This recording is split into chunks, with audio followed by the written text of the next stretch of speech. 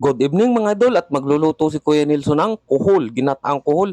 Baka pwede man idol, palambing ng isang subscribe naman yan bago natin umpisahan yung ating ginataang kuhol. Ayan yung sanga ng kangkong at dahon ng kangkong mga idol na gagamitin natin. At yan yung ating pangalawang gata at yan yung ating kakang gata nasa baso natin. Sibuyas at saka yung bawang at luya. At siyempre may siling haba tayo dyan at yung siling pula. Okay, umpisahan natin ang pagigisa ng ating luya. Pag nag-light brown naman yung luya natin yan, idol, ay pwede na rin natin yung ilagay ang ating bawang, okay? Hayaan natin mag-light brown hanggang mag-light brown yung ating luya. Ilagay na natin yung ating bawang. At yung bawang nila ay ganun din ang gagawin natin. Pag nag-light brown na yan, yung huwag naman sobra at hindi naman tayo gumagawa ng mga idol lang mani at tayo magluluto ng ginataang kuhol, ay ilalagay na rin natin yung ating sibuyas. Ayan. Yung bawang nila ay pinisapi-sapo lang. Okay na idol. Ilagay na natin yung ating sibuyas. Okay na.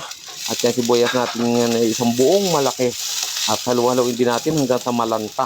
Pag nalanta na yan, ay pwede na rin natin ilagay ang ating kuhol. Okay. Ilagay na natin yung ating kuhol. Yung kuhol idol na yun ay tinanggalan natin ng puwit para sa ganun ay madali natin kunin yung laman at yan ay binabad natin ng magdamag sa ating timba. Ayan. Para naman ang mga kinain niya ay makatakas. Ayan yung marurumi niya ay mailabas nila bago natin yan lutuin. Hinugasan natin ang napakaayos niyan. Okay. At ngayon naman siyempre ay maglalagay tayo dyan ng pamintang durog. Ayan, pamintang durog idol, inilagay na natin para mag-mix na dyan sa ating kuhol at naglagay tayo ng isang siling green. Mamaya magdadagdag pa tayo ng siling green dyan. Yan, ganyan lang ang ginagawa ko pag ako'y nagagata ng kuhol. Pag marami naman idol ang kuhol, ay talaga namang yan ay tinatanggal ko sa kanyang balat bago natin adubuhin sa gata na nagmamantika.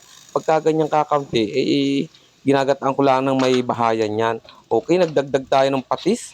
Alalay lang ang paglalagay ng patis kasi yan naman, pag matabang ay pwede naman tayong mag-add. Pwede tayong magdagdag niyan. Pag yan ay sumobra, ay napakahirap na talaga ng pag sumobra yung ating panimpla. Okay na. At ilagay na natin yung ating pangalawang gata. Yan yung gagamitin natin sa pagluluto ng ating ginataang kuhol. Yung pangalawang gata na yung mga idol at halu-haluin natin para naman na yung nasa ibabaw ay mapailalim at yung nasa ilalim niyan ay mapaibabaw. Ayan, hinalo na magpapagayon at papagarni. Okay na mga idol yan. At talaga namang napakabango na ng ating kuhol na ginataan. Ang sarap niyan idol talaga. Sa kanin, nako, sa kaning lamig. Okay mga idol, shout out sa inyo at i-cover muna natin yan. Pagkatapos i-cover ay siyempre bibisitahin natin yan. May bisita naman idol yung ating pagluluto. Okay na at kuluan at yung mga gata ay pumasok na sa loob ng ating kuhol. Napakasarap sip-sipin mga idol yan. Yan ang napaka-favorite ko talaga sa probinsya nung araw. Hindi tayo bumibili. Kumukuha lang tayo sa palayan. Ngayon bumibili tayo. Nag-add ako ng vinegar dito idol. Ayan, konting suka lang. Siyempre maglalagay tayo ng suka dyan. Okay, haluin lang natin papagain uli at papagarin eh. Ay talaga namang nakakagutom na talaga amoy ng aking ginataang kuhol mga idol. Talaga namang kakain tayo mamaya niyan. At supsupa na naman yan. Grabe. Nag-add ako ng dalawang siling pula. At mamaya dadagdagan din natin yan. Yung tamang-tama lang anghang. Hindi man maganda yung masyadong maanghang. At siyempre ilalagay ko na rin dito yung ating kakanggata. Kung tawagin yung ating pangalawang gatang malapot. Ayan na mga idol. Malapot na yung ating ginatang kuhol. At maganda talaga sa kuhol ay yung malapot ang pagkakadali natin ng gata niyan. Kaya nga yan ay ginataan idol. Hindi sinabawan. At inilagay ko na rin dito yung sanga ng kangkong. Nilagay ko na at medyo matagal-tagal maluto ang sanga ng kangkong sa doon sa ating doon sa ating dahon. Ang dahon naman ay mainitan lang yan idol ay luto na. Kaya yan ay medyo pinapahuli natin yung dahon ng kangkong. Okay, malapit nang maluto yan idol. At mamaya may kakain ako. Kain tayo. Ayan na. At talaga namang napakabango na ng ating nakompleto na ng sahog. Ang ating ginataan ngang kuhol. Okay. O, kinover uli natin. Yung pala idol ay binuksan uli natin. Tinanggalan ko nga pala yan ng puwit para ayan na. Hinalo na ni Kuya Nelson.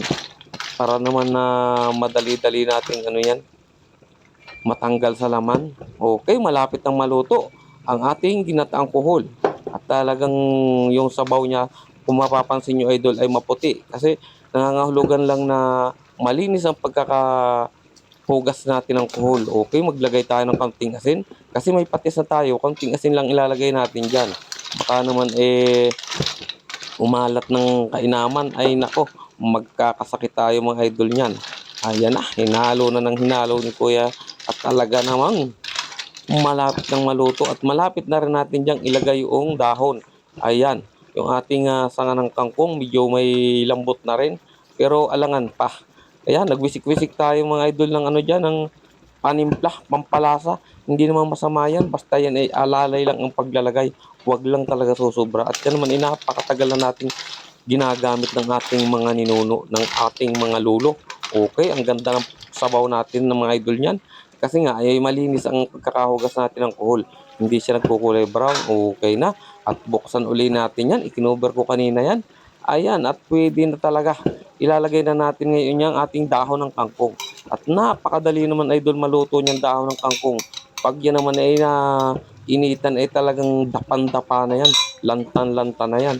Siyempre, haluin din natin yan at para yan ay mapamix dyan sa ating ginataang kuhol. Ayan na, talaga naman. Grabe idol. Manyaman ang ginataang kuhol. Doon po sa kumakain ng kuhol, shout out po sa inyo lahat. Kumakain po ba kayo ng kuhol na ganito?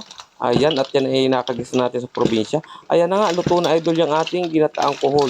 Okay na yan at malapit na tayong kumain. At pwede na nating tanggalan niya ng apoy. Okay, thank you for watching mga idol. Ayan na ang ating ginataang kuhol.